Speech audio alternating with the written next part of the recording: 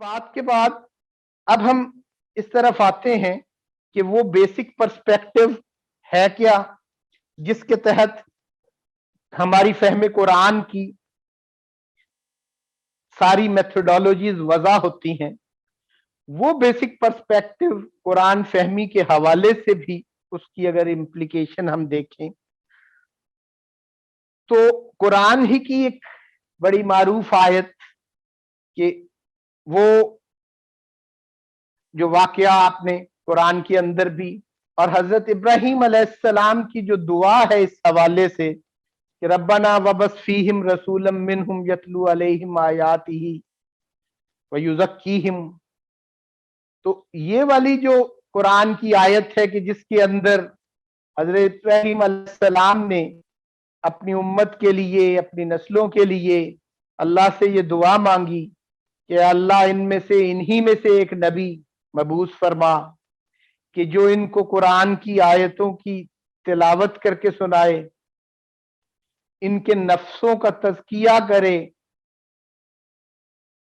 और इनको युअल्लिमुहुमुल किताब वल हिक्मा, इनको इन तालीम किताब व हिकमत दे, तो किताब और हिक्मा की तालीम भी इनको दे। फिर बिल्कुल इसी के रिस्पॉन्स में कुरान के अंदर जो एक और आयत हजरत इब्राहिम अलैहिस्सलाम की इस दुआ के हवाले से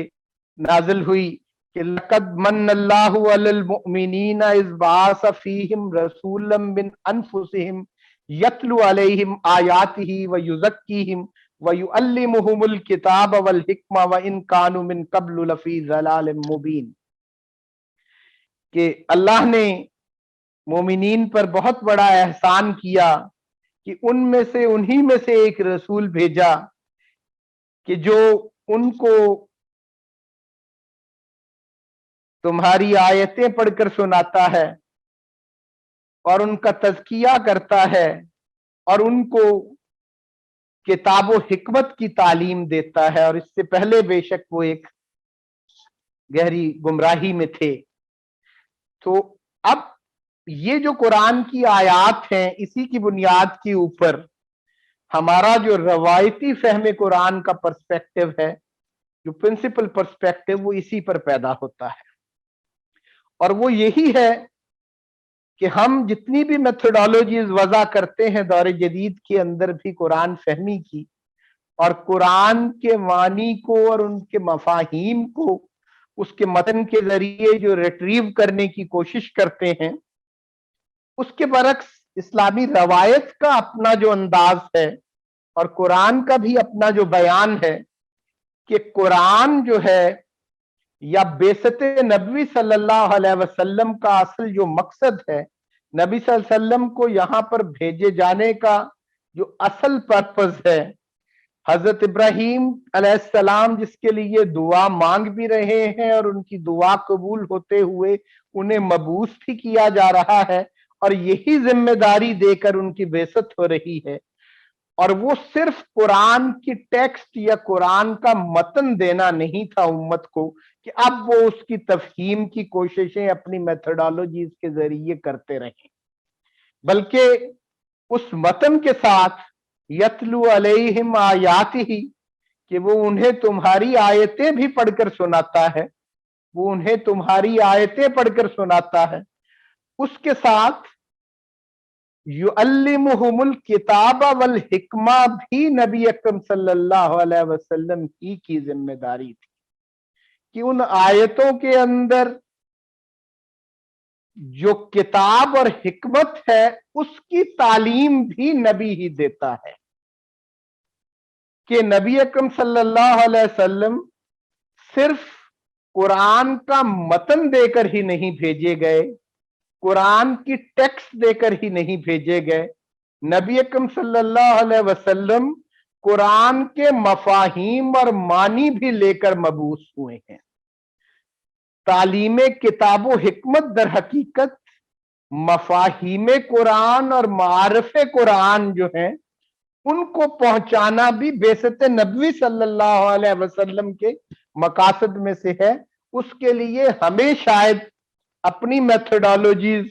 जदीदियत के पर्सपेक्टिव में वज़ा करने की इतनी जरूरत ना हो। रवायत के अपने पर्सपेक्टिव के अंदर ये एक प्रिंसिपल पर्सपेक्टिव है, उस प्रिंसिपल पर्सपेक्टिव का ये एक बेसिक पर्सपेक्टिव है, और यहां से ही फहमे कुरान की सारी सरगर्मियों का जो फर्क है वो शुरू हो जाता है कि कुरान का मतन लेकर ही नबी सल्लल्लाहु अलैहि वसल्लम नहीं मबूस हुए। नबी सल्लल्लाहु अलैहि वसल्लम कुरान की अहकाम की, कुरान के अल किताब की और कुरान के हिकमतों की वो मार्फत देने के लिए भी मबूस हुए हैं। कुरान के मफाहीम भी मुनज्जल मिन अल्लाह है। कुरान का मतन ही नहीं, कुरान की टेक्स्ट ही नहीं, सिर्फ यही अल्लाह की तरफ से ही नहीं उतारी गई, बल्कि नबी अकरम सल्लल्लाहु अलैहि वसल्लम पर कुरान के मफाहीम भी और कुरान के मारिफ भी मबऊस फरमाए गए हैं। कुरान की कानूनी जहतल किताब भी उन पर मबूस की गई है और कुरान की इखलाकी जहतल हिकमा भी उन पर मबूस की गई है। कुरान के मफाहीम भी उन पर मबूस किए गए हैं और कुरान के मुआरिफ भी उन पर मबूस किए गए हैं। तो बेशतर इल्हामी उलूम के अंदर भी और हमारी इस्लामी रवायत के अंदर भी वही मतलू और वही गैर मतलू की इस्तिलाहात भी इस्तेमाल होती हैं कि जो वही मकतूब और वही गैर मकतूब की इस्तिलाह भी इस्तेमाल होती है कि ये भी वही ही की एक किस्म होती है कि जो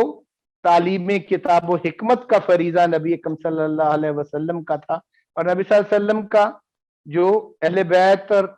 असहाब नबी सल्लल्लाहु अलैहि वसल्लम थे, उनको कुरान की 8-8 10-10 आयात का एक जो ग्रुप है उसकी तालीम देने की एक मजलिस उनकी चलती रहती थी। तो उन साहब को कई कई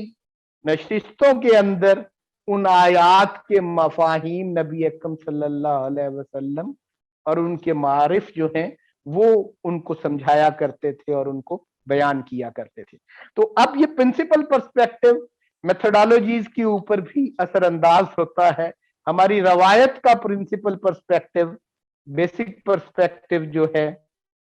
हमारी अपनी एपिस्टीम में, वो यही है कि कुरान जो है सिर्फ मतन के एतबार से नहीं बल्कि इसके मफाहीम भी जो हैं वो भी नबी अकरम सल्लल्लाहु अलैहि वसल्लम को वही हुए हैं और वो भी उन्होंने आगे मुंतकिल भी किए हैं। और कुरान की हिफाजत का जिस तरह सिर्फ उसके मतन की ही हिफाजत नहीं बल्कि उनके मफाहीम की हिफाजत की भी जिम्मेदारी अगर हिफाजत कुरान का जिम्मा अल्लाह ने अपने जिम्मे लिया है, तो इन जैसे उलमा के जरिए वो हर दौर के अंदर जितने भी ट्रेंड्स तफसीर के पैदा हो जाएं, तो हमारे रवायती पर्सपेक्टिव के अंदर काम करने वाले ये उलमा और इस रवायत को कायम रखने वाले ये उलमा हर दौर के अंदर मौजूद रहते हैं और उसी रवायती तनाजर के ऊपर और उसी बेसिक पर्सपेक्टिव के ऊपर कि कुरान के मफाहीम नबी अकरम सल्लल्लाहु अलैहि वसल्लम के जरिए उम्मत को पहुंचे हैं और उसके जरिए ही आगे हम तक पहुंचे हैं। अब इसकी बुनियाद पर हमारा जो रवायती मेथड है, इस बेसिक पर्सपेक्टिव की बुनियाद पर कि मफाहीमे, बल्कि तीसरी चीज उसी आयत के अंदर नबी अकरम सल्लल्लाहु अलैहि वसल्लम के हवाले से कि तज़किया नुफूस की जो जिम्मेदारी है कि वो इनका तज़किया भी करें, ये भी नबी अकरम सल्लल्लाहु अलैहि वसल्लम की, यूं कह लें कि कुरान के सिर्फ मतन को ही नहीं, कुरान के मफाहीम मारिफ को ही नहीं, बल्कि उससे पैदा होने वाले अहवाल की जिम्मेदारी जो थी वो भी नबी अकरम सल्लल्लाहु अलैहि वसल्लम की सपुर्द थी कि तज़किया के जरिए इनके कुलूब का और इनके नफूस का तज़किया और तस्विया जो है वो इस अंदाज में करें अपनी उम्मत के कि उसके नतीजे में वो जो अहवाल भी पैदा होने हैं वो भी जिम्मेदारी नबी अकरम सल्लल्लाहु अलैहि वसल्लम जो है उन्होंने निभाई और वो सिलसिला आगे तक चलता रहा। तो फहम कुरान के हवाले से हमारा जो रवायती तनाजर है उसका एक बेसिक पर्सपेक्टिव वो ये है। अब इसकी बुनियाद पर जो मेथोडोलॉजी है कि इस पर्सपेक्टिव के अंदर ये देखने के लिए कि कौन सा काम इस मेथोडोलॉजी में हुआ होता है कि नहीं हुआ, तो अपना ये काम जो इनका, इसकी जो दो बहुत बड़ी खूबियां मौलाना इदरीस कांधलवी रहमतुल्लाह अलैह का जो काम है, वो यूं समझ लें कि इनके काम की यही दो खूबियां हमारे रवायती पर्सपेक्टिव की मेथोडोलॉजी भी है। तो मौलाना की इस तफसीर के हवाले से, रवायती तफासीर में से इस तफसीर को मुहद्दिसाना तफसीर भी कहा जाता है। तो मुहद्दिसाना तफसीर की जो रवायत हमारी रवायत के अंदर मौजूद है, उसका एक शाहकार भी समझा जाता है असर हाजिर के अंदर मौलाना की इस तफसीर को। तो किसी भी मुफस्सिर के काम को देखने का एक रवायती मनहज ये भी है, फहमे कुरान पर काम करने वाले मुहक्किकीन के काम के जायजे का एक रवायती असलूब ये भी है कि ये देखा जाए कि उस मुहक्किक का, उस मुफस्सिर का, उस शारिह का जो काम होता है वो उस काम को भी इस तनाजुर में देखना और मुफस्सिर और उस मुहक्किक को भी इस तनाजुर में देखना कि उसका, जैसे हमने कहा कि मफाहिम कुरान नबी अकरम सल्लल्लाहु अलैहि वसल्लम की जिम्मेदारी थी और वो भी मुनज़्ज़ल मिन अल्लाह है, तो उन मफाहिम की आगे मुंतकिली जो हमारी रवायत का बेसिक पर्सपेक्टिव है कि वो सुन्नत के जरिए हमें मुंतकिल किया गया, और उस सुन्नत की जो एक, यूं कह लें, एक टेक्सचुअल और रिटन फॉर्मेट भी हमारे पास हदीस की सूरत में मौजूद है, वो भी एक बहुत अहम उसका एक जरिया है हम तक उसकी मुंतकिली का। तो यूं कह लें कि रवायती पर्सपेक्टिव में होने वाली तफसीर वही होती हैं कि जो दर हकीकत इस बात की कायल हो, फहमे कुरान का वो असलूब कि सिर्फ मतन ही नहीं, मफाहिम भी, वो भी नबी अकरम सल्लल्लाहु अलैहि वसल्लम की जिम्मेदारी थी, उसकी तालीम भी, तालीम किताब व हिकमत भी, वो भी नबी अकरम सल्लल्लाहु अलैहि वसल्लम के जिम्मे थे, और सुन्नत के जरिए वो हमें आगे मुंतकिल भी हुए हैं, और उनकी मुंतकिली में सबसे बड़ा किरदार जो है वो हदीस का भी है। अब रवायती तनाजुर में काम को देखने का एक असलूब ये भी है कि किसी भी मुफस्सिर या किसी भी मुहक्किक जो कुरान का है, उसके बारे में ये भी देखा जाए कि हदीस के बारे में और सुन्नत के बारे में उसका रवैया क्या है। अगर हदीस और सुन्नत के बारे में उसका रवैया रवायत के इस बेसिक पर्सपेक्टिव के मुताबिक होगा, तो वो रवायती प्रिंसिपल पर्सपेक्टिव पे पैदा होने वाली मेथोडोलॉजी समझी जाएगी, उसकी मेथोडोलॉजी को। लेकिन अगर उसका पर्सपेक्टिव हदीस और सुन्नत के हवाले से रवायती नहीं होगा, तो उसकी ताबीर की कोई भी मेथोडोलॉजी, कुरान और सुन्नत की ताबीर की मेथोडोलॉजी भी उसको रवायती पर्सपेक्टिव में हुआ हुआ काम नहीं समझा जा सकेगा। किसी चीज के रवायती होने का एक लिटमस टेस्ट ये भी होता है कि वो सुन्नत और हदीस के हवाले से उसका रवैया क्या है, उस मुहक्किक का और उस मुफस्सिर का, कि क्या वो तफसीर के हवाले से भी और कुरान फहमी के हवाले से भी उसके काम की बुनियाद में उसका बेसिक पर्सपेक्टिव क्या ये है कि नहीं कि नबी सल्लल्लाहु अलैहि वसल्लम के जिम्मे तालीम किताब व हिकमत भी था, मफाहिम कुरान भी नबी अकरम सल्लल्लाहु अलैहि वसल्लम को वदीयत किए गए,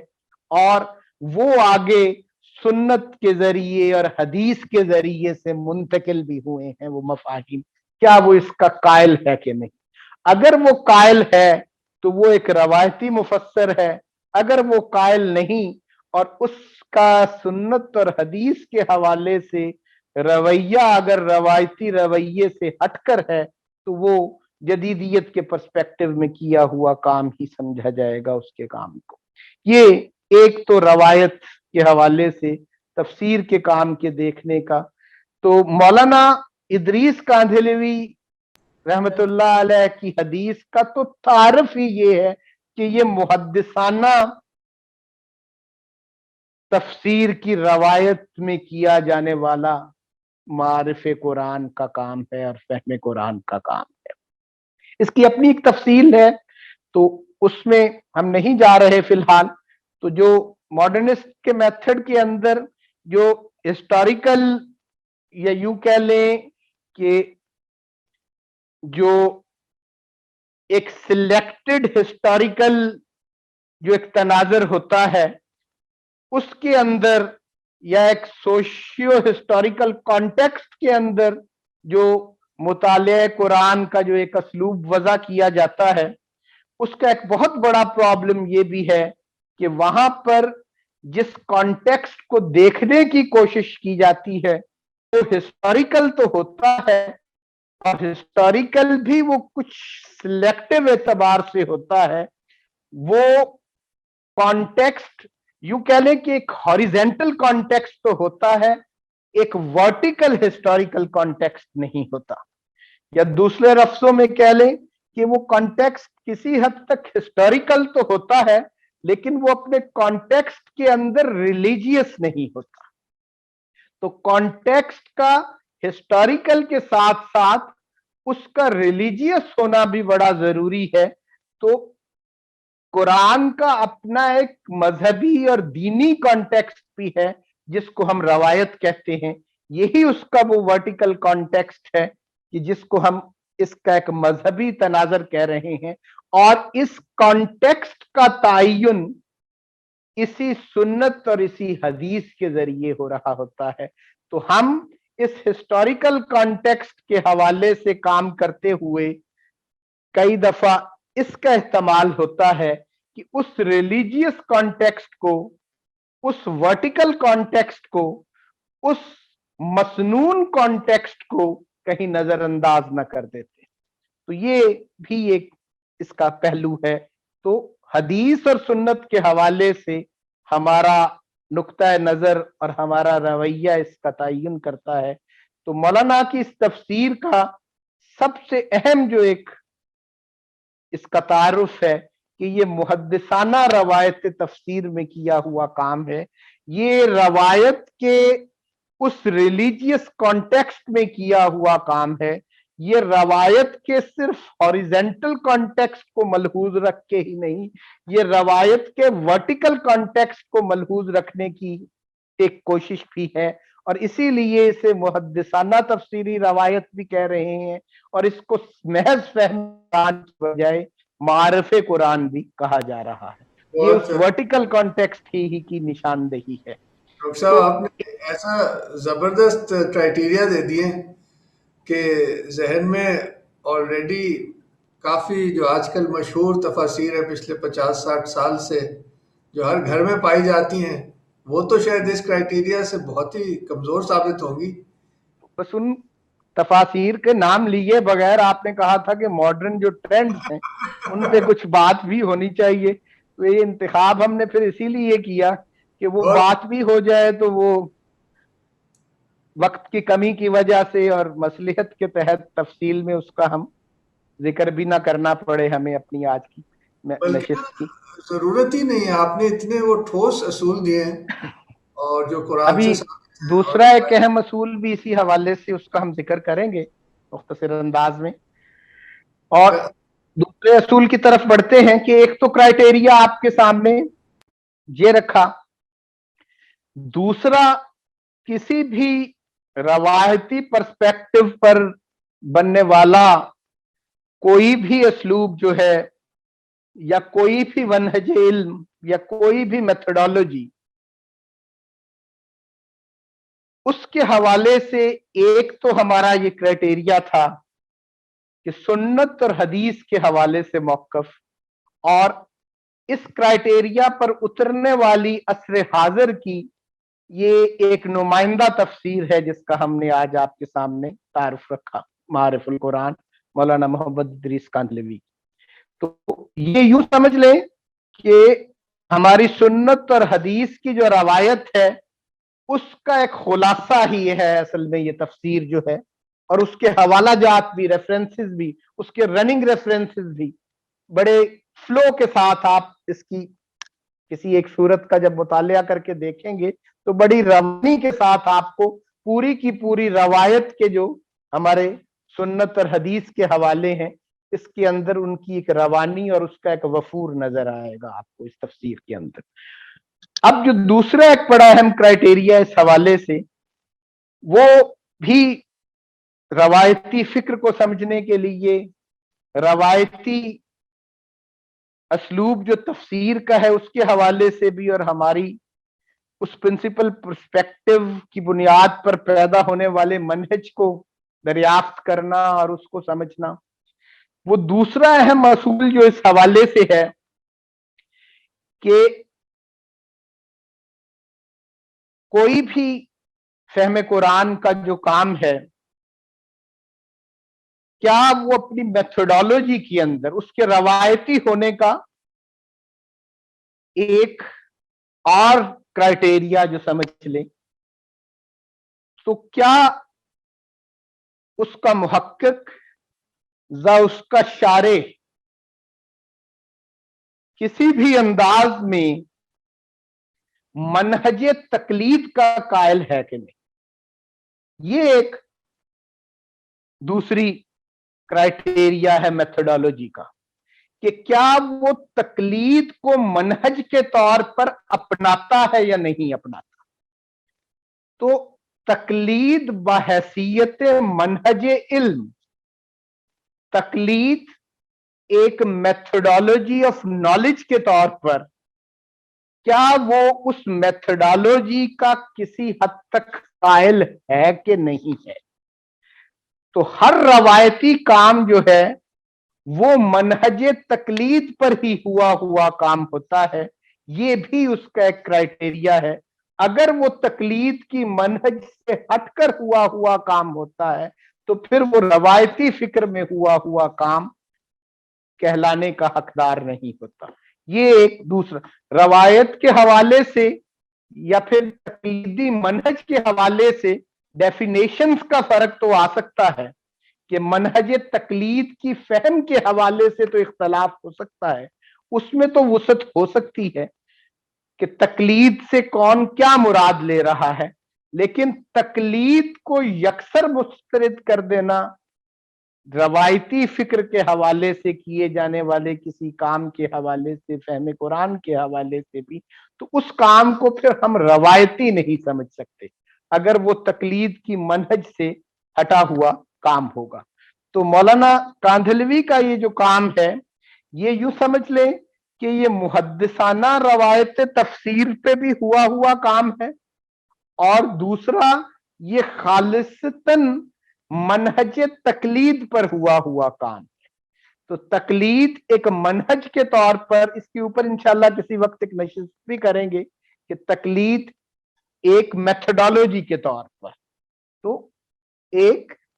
मनहज तहकीक और एक मनहज इल्म के तौर पर तकलीद,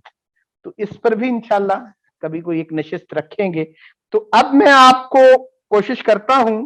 कि एक पैराग्राफ जो मुकदमा है मौलाना के अपने, जो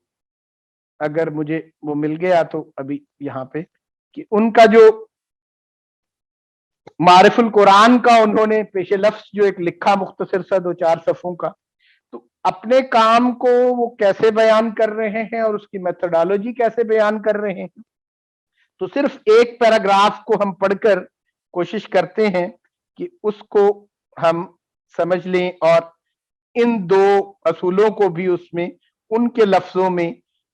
कि वो कितनी अहमियत देते हैं हदीस और सुन्नत के इस हवाले से भी, और दूसरा उनकी अपनी जो है, ये दो पैराग्राफ उनके मैं आपको सुनाऊंगा अलहदा अलहदा, एक पैराग्राफ पहले यहां पर, तो वो बड़ा एक अहम उनका जो मैंने उस पे निशान, तो फौरी तौर पे वो पैराग्राफ अगर नहीं भी मेरे सामने आ रहा तो मैं उनका एक और पैराग्राफ आपका, कि जिससे उनकी इन दो मेथोडोलॉजीज के अलावा और उनकी इसकी तकलीद की मनहज को समझने में उससे भी मदद मिलेगी, वो आपके सामने पढ़ता हूं कि इस हकीरो फकीर की ये तफसीर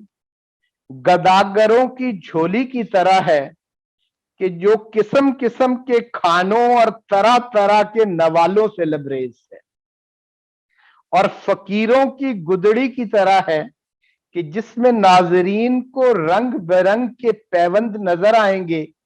अगर कोई इस गदाए बेनवा से पूछे कि तेरे पास ये किस्म किस्म के खाने और रंग बिरंग के अतलसो कमखाब के टुकड़े कहां से मुयस्सर आए, तो ये नाचीज जवाब में अर्ज करेगा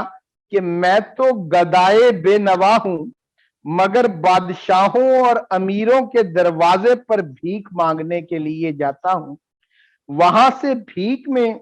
जो खाने मिल जाते हैं वो लाकर दोस्तों के सामने रख देता हूं। जिसको जो लुकमा और जो नवाला खुश जायका मालूम हो उसे नोश जा करे, और जो मरगूब तबा नजर आए वो तनावल करे। यही हाल इस इल्म के गदाए बेनवा का है कि इस तफसीर में जो कुछ भी इल्म है वो सब का सब मुख्तलिफ खुसरवाने इल्मो हिकमत के दरवाजों से मिली हुई भीख है, जो एक दरयूजा यक दरयूजा जमा कर दी गई है, और अक्सर बेशतर इन दरवाजों के नाम भी बता दिए हैं कि जहां से ये फकीर भीख मांग कर लाया है, ताकि जिसे और कुछ मांगना और लेना हो तो वो खुद इन दरवाजों पर पहुंच जाए। ये है वो मनहजे तकलीद जिसको इन अल्फाज में यहां पर उन्होंने बयान किया, और जिसके वो कायल हैं कि ये रवायती उलेमा और मुतकद्दिमीन के दर से मांग के लाई हुई भीख है, जो आपको वो पेश कर रहे हैं इस तफसीर की सूरत में, मारिफुल कुरान की सूरत में। तो ये तकलीद की जिस मेथोडोलॉजी की वो बात इस हवाले से कर रहे हैं, इसका तस्करा इसमें आपके सामने आया।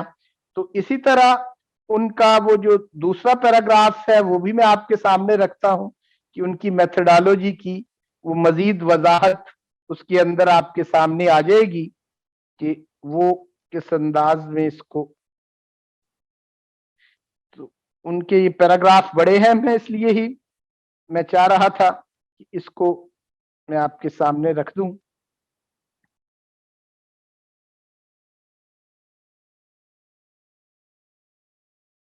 इनकी वैसे मारिफुल कुरान की ये सारी जो जिल्दें हैं 8, इनमें से 6 जो मारिफुल कुरान की पहली जिल्दें हैं वो इनकी अपनी तहरीर करदा है। अगरचे उन्होंने बताया कि वही हमारे मुतकद्दिमीन की जो तफासीर हैं, मुहद्दिसीन का जो काम है, उसी में से ही ये चीजें इकट्ठी करके उन्होंने पेश की हैं।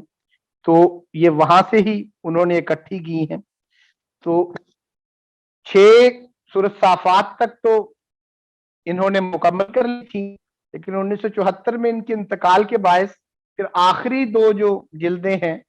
वो इनके बेटे मौलाना अब्दुल मालिक कांझलवी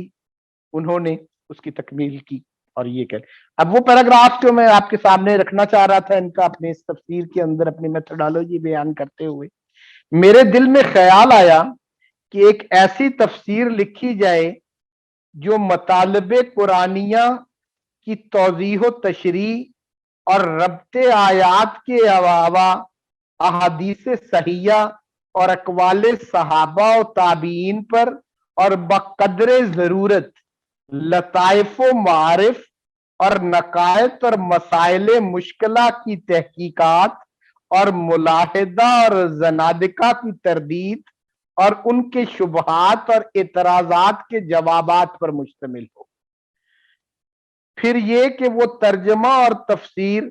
सल्फ सालिहीन के मसलक से जरा बराबर भी हटा हुआ ना हो, और किसी जगह भी अपनी राय और ख्याल और नजरिया को कुरान के बहाने से पेश करके मुसलमानों को धोखा और फरेब न दिया जाए, जैसा कि आजकल आजाद मंशों का तरीका है कि कुरान की तफसीरें लिखकर इसलिए शाया कर रहे हैं कि तावील और तहरीफ के जरिए कुरानी तालीमात को मगरबी तहजीब व तमद्दन के मुताबिक कर दें और अपने हस्बे मंशा कुरान के मानी घड़कर ख्यालाते बातला के नाम से मुसलमानों में फैलाया जाए। तो ये दो पैराग्राफ यूं समझ लें कि उन्होंने अपनी मेथोडोलॉजी के हवाले से, और वैसे तो ये दो मुख्तसर से पैराग्राफ हैं, लेकिन इन पैराग्राफ के और खसूसन इस पैराग्राफ के दूसरा पैराग्राफ उनका पूरा अपनी तकलीद की मनहज पे है और अपने उस इल्मी रवैये पे है। ये वाला पैराग्राफ उनका जो है, उस पैराग्राफ की बुनियाद पर हमें उनके सूफियाना अहवाल और उनकी इनकसार का भी अंदाजा होता है। और ये वाला जो पैराग्राफ है, इसके अंदर उनकी मेथोडोलॉजी के हवाले से बड़ी अहम चीजें, जिसका हमने यहाँ पर एक अहम पहलू कि अहादीस सहिया और अकवाल सहाबा और ताबीन और बकदर जरूरत लताइफ व मारिफ, ये वाली जो बातें हैं, तो इनमें से एक चीज जो बहुत शुरू में उन्होंने कह दी कि कुरान की तौज़ीह व तशरी और रब्ते आयात के अलावा, तो एक मकसद इस तफसीर का ये कहने को एक फिक्रा है कि रब्ते आयात, वैसे उनकी मेथोडोलॉजी का ये खास अहम पहलू भी है। तो यूं कह लें कि आजकल काफी इस हवाले से भी काम का एक है कि नज़्म कुरान की बुनियाद के ऊपर काम, और यूं कह लें कि रब्ते आयात का जो एक मामला है, तो वो एक ओवरऑल स्ट्रक्चर भी उस पे कि पूरे तफहीम कुरान की या तफसीर कुरान की बुनियाद ही रब्ते आयात और नज़्म कुरान के ऊपर रखी जाना, ये भी एक तरतीब हमारे यहाँ पाई जाती है। लेकिन देखने की ये बात है कि हमारे रवायती मुफस्सिरीन भी, जिनकी नुमाइंदगी और यहाँ पर मौलाना इदरीस कांधलवी रहमतुल्लाह अलैह कर रहे हैं, और उनका काम है कि वो भी रब्ते आयात का इह्तिमाम करते हैं और तफसीर कुरान में एक अहम बात मफाहीम की और मारिफ की तौज़ीह व तशरीह के साथ उस रब्त को बयान करना भी होता है। लेकिन इस रब्त की नौइयत में थोड़ा सा फर्क होता है कि ये रब्त जो है, रब्ते आयात जो बयान करते हैं अपनी मेथोडोलॉजी के अंदर, कि ये कुरान के अंदर एक आयत का दूसरी आयत के साथ भी रब्त बयान करते हैं, कुरान की उस सूरत, एक सूरत का दूसरी सूरत के साथ भी रब्त बयान कर देते हैं, और कुरान की सूरत की इब्तदा और उसके इख्तिताम का वो भी एक रब्त, इब्तदाई सूरतों का आखिरी सूरत के साथ एक रब्त, उनका भी जिक्र अपनी इस तफसीर के अंदर वो करते हैं और उसका इह्तिमाम करते हैं। लेकिन सिर्फ उसी की बुनियाद पर सारी तफसीर नहीं करते और उसको बुनियाद नहीं बनाते सारी तफसीर की, तफसीर में उसका ख्याल रखते हैं। तो यूं कह लें कि इस प्रैक्टिस को, कि रब्त और नज्म के हवाले से हमारा ये वाला भी एक रवैया रहा है कि उस रब्त को या उस नज्म को मैकेनिकली ड्राइव नहीं करते, बल्कि उसके हवाले से यूं कह लें कि हम उसको अगर अंग्रेजी में कहें कि कॉन्सेप्चुअल एंड टेक्सचुअल चेनिंग का काम करते हैं बहरहाल उसमें, कि उन आयात की एक चेनिंग प्रोवाइड कर देते हैं जो उनके कॉन्सेप्ट्स को भी चेन कर देती है, मजबूत कर देती है, और जो उसकी टेक्स्ट को भी मजबूत कर रही है कि पिछली आयत और इस आयत में जो रब्त है, मतन के एतबार से भी, मफहूम के एतबार से भी, और उसका बाद वाली आयत से जो रब्त है, तो वो कुरान की उस तफसीर में और उसकी उस फ्लो के अंदर और इन सारी चीजों के शान नजूल की बुनियाद पर भी और इन बातों की बुनियाद पर भी वो उस चेनिंग का काम तो कर रहे होते हैं, और उसके लिए हमारी रवायत के अंदर उस चेनिंग के हवाले से भी बड़ी एक मारूफ इस्तिलाह जो बोली जाती है। तो अभी मेरे जुबान पे आती है तो चेनिंग को अरबी में जो उसके लिए टर्म यूज होती रही हमारी इस्लामी रवायत के अंदर। तो नज्म और रब भी उनकी मेथोडोलॉजी का हिस्सा रहा और इसके अंदर उसका भी उन्होंने एहतमाम किया है। फिर एक चीज जैसे उन्होंने मारिफ की बात कर दी गई कि सूफियाना लताइफ व मुआरिफ,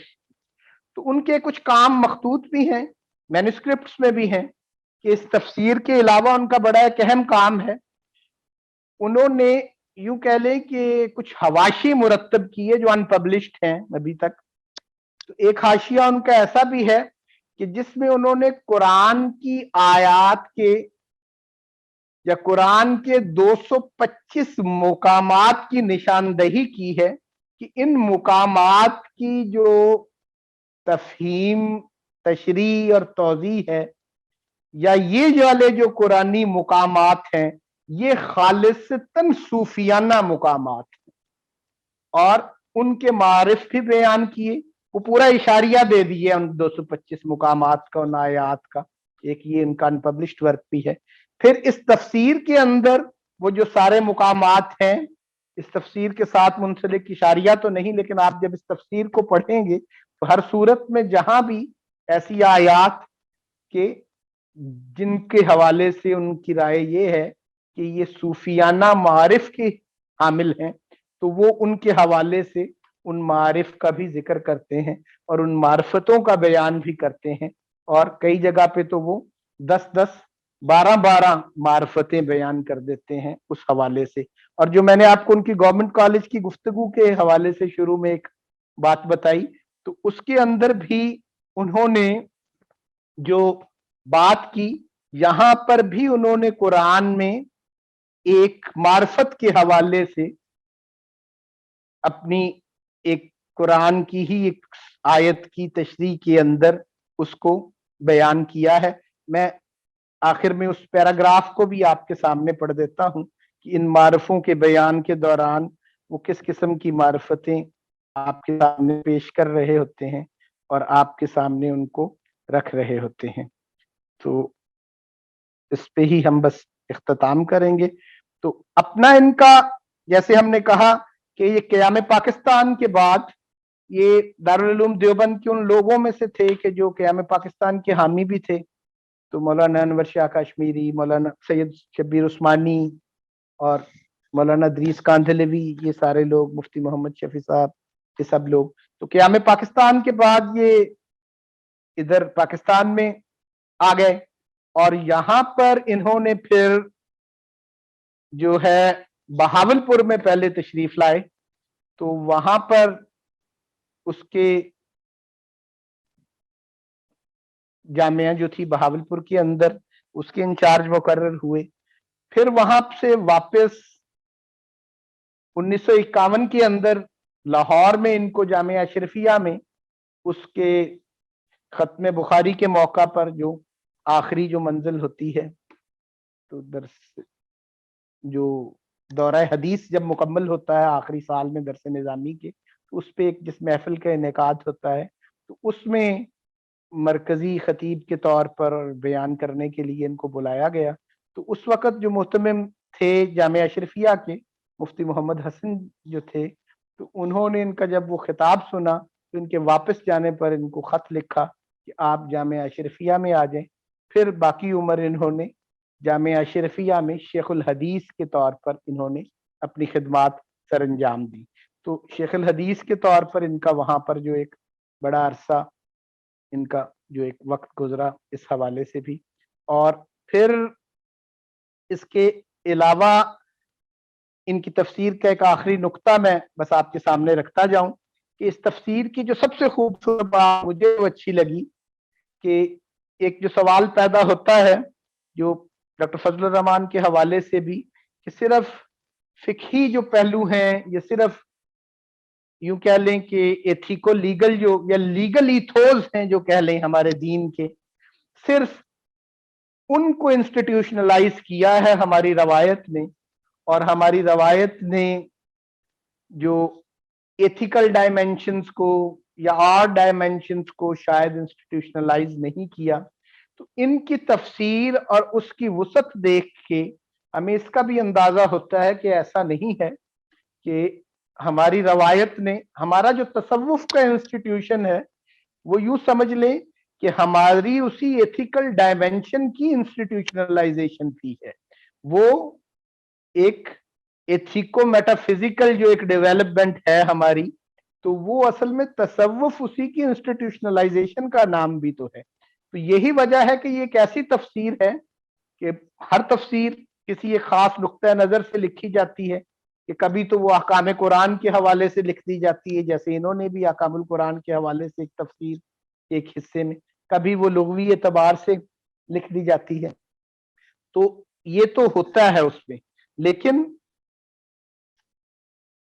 ये तफसीर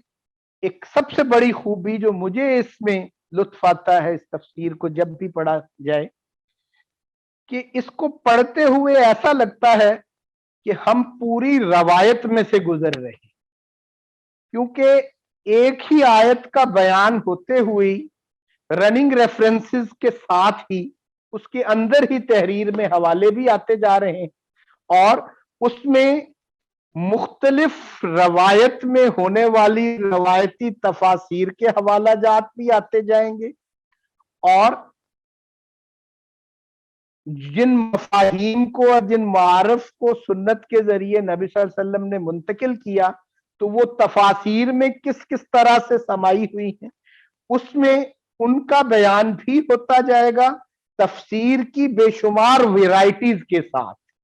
सिर्फ जैसे पिछली नशिस्त में बात हो रही थी कि सिर्फ तबरी पर बेस भी तो नहीं हो जाता सारा काम, तो यहां पर आपको बड़ी एक वाइड रेंज नजर आएगी तफासीर की, कि जिनमें से पब्लिश्ड भी अनपब्लिश्ड भी, तो वो तफासीर की बेशुमार कैटेगरीज नजर आएंगी। फिर तफसीर ही नहीं, इस तफसीर को पढ़ते हुए आपको यूं लगेगा कि आप तफसीर के जरिए दर हकीकत इस्लामी रवायत के फिक्ही स्ट्रीम से भी गुजर रहे हैं, इस्लामी रवायत की कलामी स्ट्रीम से भी गुजर रहे हैं, इस्लामी रवायत की सूफियाना स्ट्रीम से भी गुजर रहे हैं और इस्लामी रवायत की बयानी स्ट्रीम से भी गुजर रहे हैं। इस्लामी रवायत की जितनी भी स्ट्रीम्स हैं उनके रनिंग रेफरेंसेस आपको इस तफसीर के अंदर नजर आएंगे। किसी भी एक सूरत की तफसीर आप पढ़ के देखेंगे और फिर उसमें तत्बीक और तरजीह का काम भी साथ साथ उसका तस्करा भी होता चला जाएगा। तो यूं समझ लें कि इस तफसीर के बहाने या इस तफसीर के जरिए इनके यूं कह लें कि इस तालीमी निजाम जिससे ये पैदा हुए ये उलमा, उसकी बैक में जो तत्बीक और तस्वीहा की एक ख्वाहिश मौजूद थी और जिसकी बुनियाद पर एक प्रोग्राम बनाया जा रहा था कि अहले सैफ और हुक्मरान जो है उनके नाकाम होने की सूरत में तहजीब और फिक्र इस्लामी और रवायती फिक्र को बचाकर लेके जाने का काम जो उलमा करें, तो उनके जिम्मे जो काम था वो दर हकीकत यही था कि इस्लामी रवायत की जो डिफरेंट स्ट्रैंड्स और डिफरेंट स्ट्रीम्स हैं उनको सिंथेसाइज करके वो दिखा दें। तो इस तफसीर के अंदर आप यूं कह लें कि हमारी इस्लामी रवायत का हर डिसिप्लिन जो है वो यहां पर सिंथेसाइज होता नजर आएगा इस तफसीर के अंदर और बड़ी रवानी के साथ हम हर हर स्ट्रीम के अंदर अपने आप को मौजूद पाएंगे इस तफसीर को पढ़ते हुए। मैं एक पैराग्राफ आपको सुनाना चाह रहा था, वो मिला नहीं मुझे तलाश में, तो इस हवाले से कोई अगर सवालात हैं तो मैंने काफी हद तक तो इस पे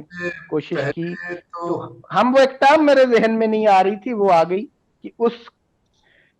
टेक्सचुअल और कॉन्सेप्चुअल चेनिंग जो रब्त पैदा करने के लिए रवायत में पैदा की जाती थी, उसके लिए एक मुनासिबा की टर्म इस्तेमाल होती है हमारी रवायत में। तो वो मुनासिबत का जो एक मामला था कि रब्त आयतों का वो ढूंढना और उसकी चेनिंग करना टेक्स्ट की भी और कॉन्सेप्ट की भी, ये हमारी रवायत के अंदर मौजूद है, लेकिन ये फिर एक अलग असलूब है कि उसका एक मैकेनिकल जो एक रब्त तलाश करके और उसको اس के ऊपर इम्पोज करना जो है वो एक डिफरेंट प्रैक्टिस होती है बहरहाल। लेकिन ये मुनासिबा की रवायत जो हमारे यहाँ, तो इस किस्म की कुछ मुनासिबा और इस्तिकरा की रवायतें हमारे यहाँ मौजूद हैं। तो वो जो कोरोबोरेटिव इंडक्शन का जो एक मामला होता है इसमें वो भी, तो ये हमारी रवायती तफसीर का बहुत फैला हुआ है मामला।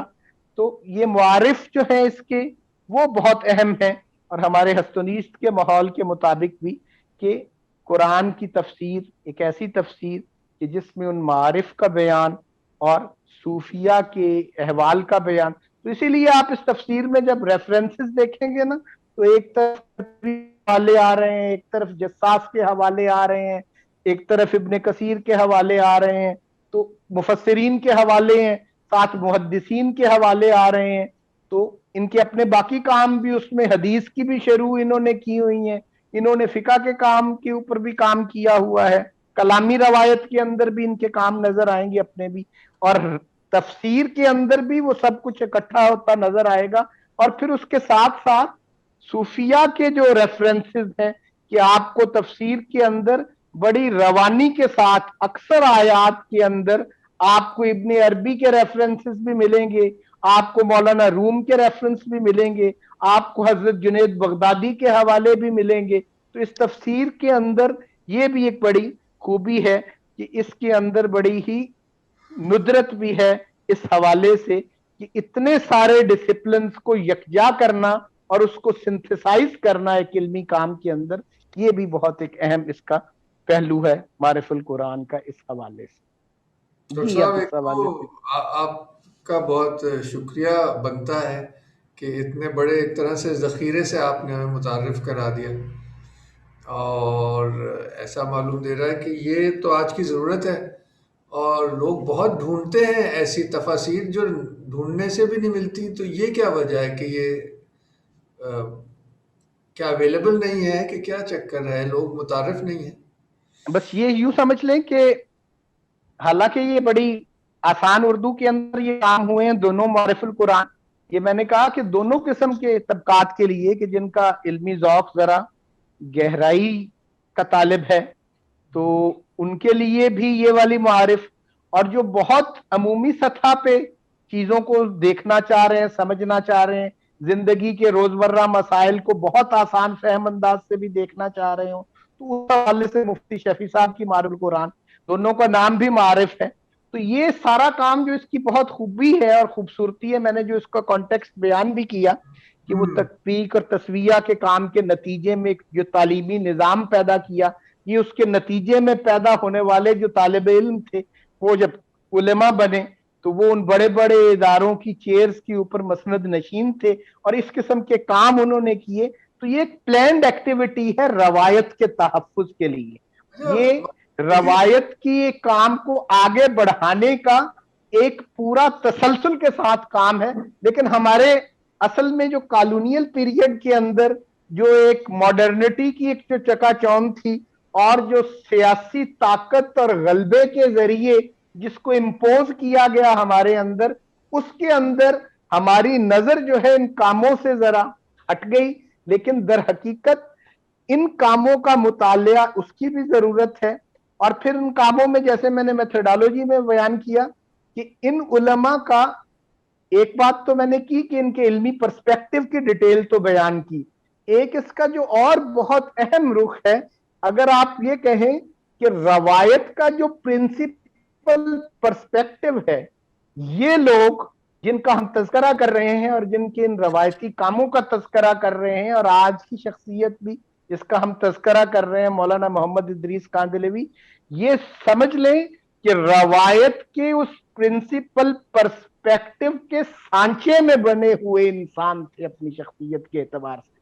उस सांचे में ढले हुए लोग थे रवायत के। यही वजह है कि इनके काम में इतना इनकिसार भी है कि इसको एक गदागरी समझ रहे हैं वो। तो आज तो एक थोड़ा सा मेथोडोलॉजी का काम भी अगर सामने आ जाए तो उसके ऊपर बड़े बड़े दावे करके उसका अपने मुकदमों में लिखा जाएगा और उसका तारफ करवाया जाएगा। और ये इतने बड़े काम को भी और इतनी बड़ी जिम्मेदारी को भी जो अदा कर रहे हैं, उस जिम्मेदारी को भी एक गदागरी के असलूब में पेश कर रहे हैं। एक नहायत ही वो انکسار کے ساتھ اس کا بیان کر رہے ہیں. تو یہ ان کی ایک شخصیت کا بھی بیان, اور ان کے حوالے سے, ان کی زندگی کے حوالے سے, کہ جامعہ اشرفیہ میں جب پڑھا رہے ہوتے تو اب ان کا درس جب شروع ہوتا تو دور سے درس کے مسجد میں کسی جگہ سے ان کی استاد جب گزرتے تو یہ کھڑے ہو کے سلام کرتے. تو طالب علم ہنستے کہ آپ کے استاد نے تو سنا ہی نہیں, وہ تو دور ہی بڑے تھے. ان کا نہیں بھی سنا, میرے پہ تو یہ ادب کا تقاضا تھا کہ میں کھڑا ہوتا اور ان کو سلام, وہ کافی دور ہوتے, وہ سلام پہنچ بھی نہیں سکتا تھا اس پہ. تو یہ ان کی شخصیتیں بھی اس, یوں کہہ لیں کہ ہمارے روایت کے تناظر میں ڈھلی اور بنی ہوئی تھی ان لوگوں. تو یہ اگلی ایک کیٹیگری, اس پہ بھی کسی وقت ایک نشست کی ضرورت ہے کہ بیسک پرسپیکٹو تو اہم ہے ہی میتھڈالوجی کے ساتھ, ہماری روایت کے تناظر میں شخصیت کا ڈھلا ہونا بھی کتنا اہم ہے فہم قرآن حاصل کرنے کے لیے اور قرآن کے اوپر کام کرنے کے لیے. اس کی بھی اپنی ایک اہمیت ہے. تو اس پہ بھی کہ مفسر کا اور محقق کی شخصیت کا اس روایت کے اندر ڈھلا ہونا جس کی بنیاد پر وہ کام کر رہا ہو, اس کی بھی اپنی ایک اہمیت ہوتی ہے فہم قرآن کے حوالے. میں یہی کہنے لگا تھا کہ ایک طرح سے بالکل ایسی سیریز جو ہے وہ منطقی طور پر اب نظر آ رہا ہے کہ ہونی چاہیے ان چیزوں کے حوالے سے.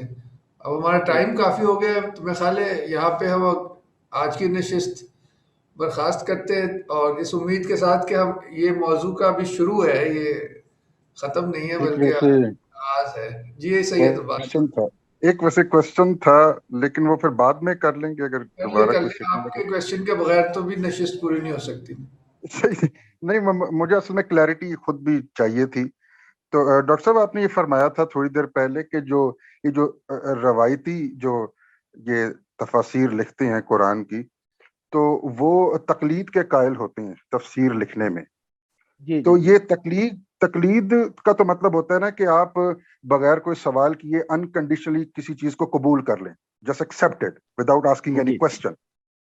تو یہ تفسیر کرنے میں تقلید سے کیا مراد ہے؟ مطلب کہ جو رسول اکرم نے جو پرنسپل تھیمز یا مفاہیم بتا دیے ہیں قرآن سے ریلیٹڈ, ان کو مان لینا ایز اٹ از, اس کے اندر کوئی سوال نہ کرنا اور پھر اس کی بنیاد پہ تفسیر کرنا, تقلید سے یہ مراد ہے بیسیکلی؟ جی, اس کو آپ یوں سمجھ لیں کہ تقلید ایک میتھڈالوجی کے طور پر, یہ تو خود ایک بڑی لمبی ڈیٹیل ہے, لیکن اگر ایک فکرے میں ہم اس کو کہنا چاہیں اور اس بات کو سمجھنا چاہیں تو آپ یوں سمجھ لیں کہ تقلید اس بات کا نام ہے میتھڈالوجی کے طور پر کہ آپ کا جاننا آپ کے ماننے کے تابع رہے. ٹھیک ہو گیا, بات سمجھ آئی کہ آپ کا روایت کے اندر علم کے حوالے سے جو آپ کا جاننا ہے وہ آپ کے بیسک بیلیف سسٹم اور آپ کے بیسک پرسپیکٹو کے تابع ہو, اس فکر کے تابع ہو کہ نبی اکرم صلی اللہ علیہ وسلم مفاہیم قرآن دے کر بھی مبعوث ہوئے اور نبی اکرم صلی اللہ علیہ وسلم کے دیے ہوئے مفاہیم بھی اپنی وسعت کے ساتھ, اپنی جامعیت کے ساتھ سنت اور حدیث کے اندر اور عملی تواتر کے ذریعے امت میں تسلسل کے ساتھ ہم تک پہنچے ہیں, اور ہم انہی کو وہاں سے اخذ کر کر بیان کرتے ہیں. تقلید کے میتھڈ کے اندر یہ روایتی تسلسل کے اوپر ایک یقین جو ہے اور ایک اعتبار ہے وہ بہرحال شامل ہے. اس اعتبار سے جو آپ نے ڈاکٹر صاحب اس میں پھر ایک assumption ہے, اس کا لیکن ایک دوسرا پہلو جو آپ نے اپنے سوال میں کہہ دیا کہ وہ کیا اس میں اندھا دھند ماننا اس کا موجود ہوتا ہے, تو وہ تقلید کا روایت کے رخ سے ایسا نہیں ہے کہ تقلید کے اندر یہ نہیں ہے کہ آپ اپنی روایت کی, مثال کے طور پہ جیسے ہم بات کر رہے ہیں کہ کچھ تو پبلشڈ کام ہے ہمارے پاس اپنی روایت کا, کچھ ابھی مخطوطوں کے اندر موجود ہے, تو وہ بھی کوئی ان میں سے کوئی چیز اگر آپ ڈھونڈ رہے ہیں تو وہ بھی تقلید ہی ہے. اس ڈائیورسٹی کے وہ قائل ہیں اور وہ نگینے, وہ گوہر وہاں سے ڈھونڈنے, تلاش کرنے, وہاں سے ان کو ڈھونڈ کے لانا. لیکن ان کا جو ایٹیچیوڈ آپ جیسے کہہ رہے ہیں اس کے دوسرے اینڈ کے اوپر بھی تقلید کا ایک خاص رویہ ہے. وہ رویہ کیا ہے جو آپ نے کہا کہ کیا وہ اندھا دھند ماننا, روایت کے حوالے سے اس کی چیزوں کی یوں کہہ لیں کہ کرٹیسزم میں سے گزرنا، ان کا علمی طور کے اوپر اس کی تحقیق کرنا، احادیث کی بھی تخریج کرنا، اسی طرح باقی علوم کی ان کتابوں کی چھان پھٹک کرنا، اور ان کو روایت اور درایت دونوں پہلوؤں سے ان کو اسیس کرنا، یہ تو شامل رہتا ہے اس تقلیدی میتھڈ کے اندر بھی، ایسا نہیں کہ نہیں رہتا۔ جو بڑی انٹرسٹنگ چیز ہے کہ اس تقلیدی منہج کا جو دوسرا پہلو ہوتا ہے وہ بڑا انٹرسٹنگ ہے، وہ بہت ہی زیادہ اس کے اندر کرٹیکل ایک پہلو موجود ہوتا ہے کہ اس کو ایک بہت زیادہ ایک کرٹیسزم کے بعد اون کرتا ہے تقلیدی۔ مثال کے طور پر تقلیدی ذہن کا ایک بہت بڑی علامت یہ بھی ہوتی ہے کہ وہ قبول کرنے کے حوالے سے جدید دور میں کہ کسی بھی نئی بات کو وہ فوراً قبول نہیں کر لیتا، بلکہ کسی بھی نئی بات کو وہ کرٹیسزم سے گزار کر ہی قبول کرتا ہے۔ ماڈرنسٹ اور مقلد کا یہی فرق ہوتا ہے۔ ماڈرنسٹ ہر نئی چیز کو لپک کے پکڑتا ہے، جبکہ مقلد جو ہے وہ اپنی روایت کے ساتھ جڑا رہتا ہے اور ہر نئی چیز کو کرٹیسزم کے بعد ہی اون کرتا ہے، اگرچہ اس کے اندر کوئی شرعی عذر نہ بھی ہو، اس کے اندر کوئی بری بات نہ بھی ہو، لیکن ہر نئی چیز کو کرٹیسزم کے چھلنی سے گزار کے قبول کرنا ہے، اس کے بغیر اس نے قبول نہیں کرنا، ہر نئی چیز کو لپک کے قبول نہیں کرنا۔ یہ ایک جدید ذہن اور ایک تقلیدی ذہن کا یہ بھی ایک فرق ہے۔ تو کرٹیسزم کا یہ قائل ہے، روایت کے اندر بھی تحقیق کا یہ قائل ہے، لیکن ماننے کے تابع ہی رکھتا ہے اپنے جاننے کو، اور اپنی علمی روایت کا جو ایک بہت بڑا ذخیرہ ہے اس کی کچھ ریزنز ہیں، ریشنل ریزنز بھی آپ کے سامنے میں رکھ دیتا ہوں، کہ جیسے ٹریڈیشن کی کرٹیک کرنے والوں نے یہ کہا کہ سوشیو ہسٹوریکل پرسپیکٹو زیادہ اہم ہے، تو اس کے اوپر بڑا کئی مفسرین آج کے دور کے ماڈرنسٹ جو ہیں جنہوں نے فہم قرآن کے حوالے سے اپنی ٹیکنیکس اور میتھڈالوجیز بیان کی کہ اس دور کی ہسٹری کو، اس کی تاریخ کو وہ روایت کے اس پہلو پہ تو کرٹیک کر رہے ہیں کہ جی نبی اکرم صلی اللہ علیہ وسلم کے جو مفاہیم تھے